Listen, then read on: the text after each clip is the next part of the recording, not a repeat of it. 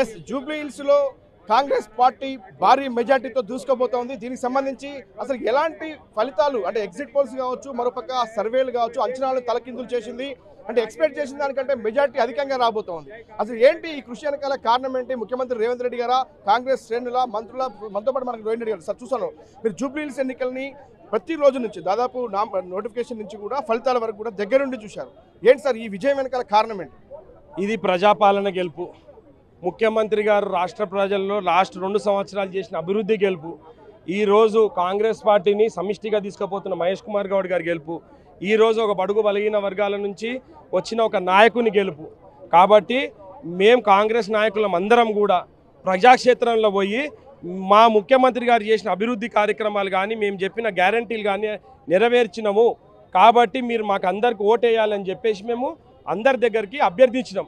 ప్రజలు మాకు నమ్మి ఓటేసింది. ఎందుకంటే గత 2 సంవత్సరాల నుంచి వీళ్ళ ఫేక్ మీడియాలలో కానీ లేకపోతే ఫేక్ సర్వేలతోటి పదే దుష్ప్రచారం చేస్తుండ్రు. రేవంత్ రెడ్డి ఇది ఇయ్యలేదు, రేవంత్ రెడ్డి గారు అది ఇయ్యలేదని. ఈరోజు రేవంత్ రెడ్డి గారు అన్ని ఇచ్చిందని చెప్పేసి జూబ్లీ హిల్స్ ఓటు ప్రజలే లాస్ట్ నిర్ణేతలు వాళ్ళే కదా. కాబట్టి ఇలా ప్రజల నిర్ణయానికి మనం అందరం కూడా కట్టుబడి ఉండాలి. ఈరోజు ప్రజలందరూ కూడా రేవంత్ రెడ్డి గారి నాయకత్వాన్ని, రేవంత్ రెడ్డి గారి పరిపాలనకు ఓటేసిండ్రు. ఈరోజు మీరు చూడండి, గత 2 సంవత్సరాల నుంచి ఫ్రీ బస్ పాస్ ఇచ్చిండు, రైతు రుణమాఫీ చేసిండు, రైతు భరోసా ఇచ్చిండు, తర్వాత 200 యూనిట్ కరెంటు ఫ్రీ ఇస్తున్నాడు, 500 రూపాయల గ్యాస్ సిలిండర్ ఇస్తున్నాడు. ఈరోజు 2,25,000 పెట్టుబడులు తీసుకొచ్చిండు, మూసి ప్రక్షాళన చేస్తున్నాడు.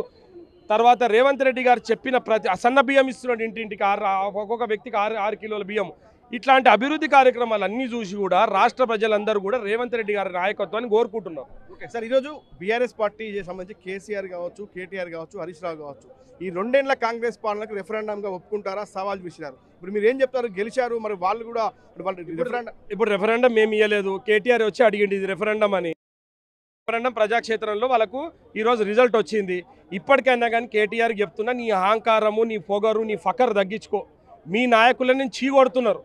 మీ నాయకులే చెప్పారు నాకు ఏమన్నారంటే, మా కేటీఆర్కి ఒళ్ళు నిండా బల్పెక్కింది, పొగరు వచ్చింది, ఆ పొగరుతోటే ఈరోజు ఈ జూబ్లీ హిల్స్ ఎలక్షన్ ఓడిపోతాము.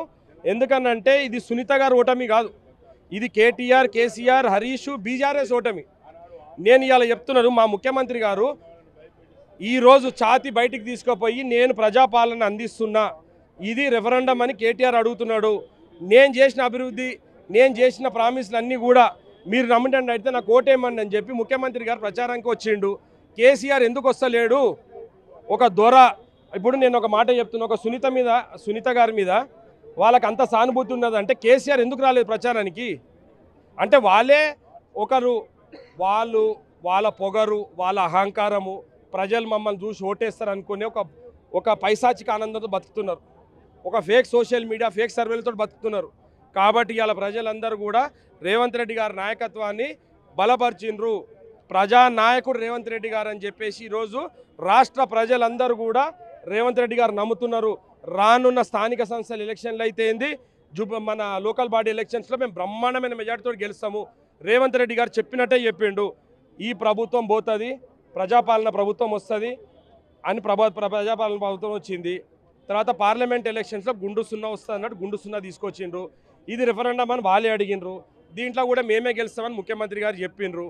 కాబట్టి నేను ఒకటే మాట చెప్తున్నా, రానున్న ఎలక్షన్స్లో కూడా ముఖ్యమంత్రి గారి గెలుపు ఉంటుంది, కాంగ్రెస్ పార్టీ గెలుపు ఉంటుంది. మహేష్ కుమార్ గౌడ్ గారి నాయకత్వంలో కాంగ్రెస్ పార్టీ ఏ రోజైనా కానీ కూడా అన్న మాట మీద నిలబడ్డది. కాబట్టి ప్రజలందరూ కూడా కాంగ్రెస్ పార్టీ వైపే చూస్తున్నారు.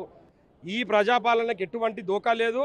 ముఖ్యమంత్రి గారి నాయకత్వంకి కాంగ్రెస్ పార్టీ నాయకులందరూ సమన్వయంతో మహేష్ కుమార్ గౌడ్ గారి నాయకత్వంలో ఈరోజు బ్రహ్మాండమైన మెజార్టీ కూడా జూబ్లీ హిల్స్ ఇవ్వబోతున్నారు. ఇది మొత్తం మీద చూస్తూ ఉన్నాం. ఏదైతే ఇప్పుడు రోహిన్ రెడ్డి చాలా దగ్గరగా ఎన్నికలు చూశారు, ఆయన రేవంత్ రెడ్డి చేసినటువంటి సంక్షేమ పథకాలు కావచ్చు, మొత్తం ఇక్కడ హైదరాబాద్ డెవలప్మెంట్ సంబంధించి చేస్తున్న కృషి సంబంధించి కావచ్చు. ఎందుకంటే 15 ఏళ్లుగా ఏదైతే జూబ్లీ హిల్స్ ప్రజలు బీఆర్ఎస్ పట్టం కట్టారో, ఈరోజు రేవంత్ రెడ్డి 2 ఏళ్ల పాలనకు రెఫరెండంగా సాగినటువంటి ఎన్నికల్లో కూడా ఖచ్చితంగా రేవంత్ రెడ్డి పాలన, సంక్షేమ పథకాలను చూసే కాంగ్రెస్ కొట్టేశారు. భవిష్యత్తు రాజకీయాలు అంటే జరగబోయేటువంటి జిహెచ్ఎంసీ మున్సిపల్ ఎన్నికలతో పాటు స్థానిక ఎన్నికలు కూడా కాంగ్రెస్ పార్టీ ఇలాంటి విజయాన్ని ఖచ్చితంగా కూడా కైవసం చేసుకుంటుందన్న ధీమా రోహిన్ రెడ్డి వ్యక్తం చేస్తూ ఉన్నారు. వీడియో చూసి వినోద్తో వాసుదేవ్ రెడ్డి, బిగ్ టీవీ, హైదరాబాద్.